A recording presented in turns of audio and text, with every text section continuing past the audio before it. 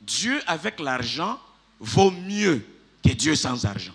Comme on dit aux gens, entre l'argent et Dieu, tu choisis quoi?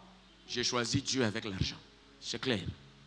Il n'y a pas à me dire, entre l'argent et Dieu, il faut choisir soit un contre l'autre. Ça n'existe pas dans notre relation avec Dieu. Même dans les chants, enlève ça. Même dans ce que tu appelles l'adoration, enlève ça. C'est de la désorientation.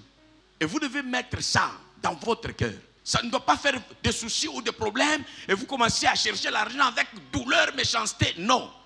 Tranquillité, poser, sans faire de problème aux gens, mais développer, sortir les meilleurs de vous-même pour vous mettre en accord avec le principe qui apporte l'argent. Et ça se fait au fur et à mesure. Ce sont des lois naturelles que chacun de nous peut rencontrer.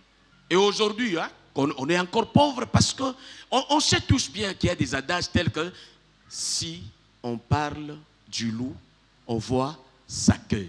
Maintenant, si on parle de l'argent, on ne verra pas sa queue. On verra sa queue. Et quand on voit sa queue, on évolue. On verra quoi? Son ange. Quand on voit son ange, on évolue. On verra quoi? Les côtes. Quand on voit ses côtes, on évolue. Après avoir vu la queue, on verra quoi? La tête. Et le premier niveau que vous devez avoir d'argent, c'est l'argent qui vous permet d'être autonome. Le premier niveau de la richesse, on peut dire quelqu'un est riche, c'est qu'il peut manger sans vous. Il peut vivre sans vous. Il peut payer son loyer sans vous. Il peut acheter sa maison sans vous. Il peut décider de dire aujourd'hui je vais manger pilipili. Il mange pilipili sans attendre que quelqu'un d'autre décide sur lui. Donc même si tu es locataire, si tu es indépendant et tu manges à la sueur de ton front, tu es déjà un bon riche.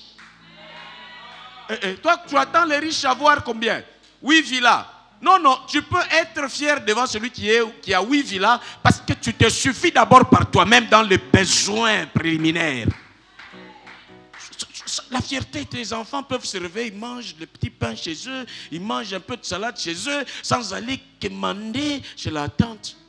Déjà, ce petit départ-là, il faut bien le capitaliser, le sécuriser et l'enrichir.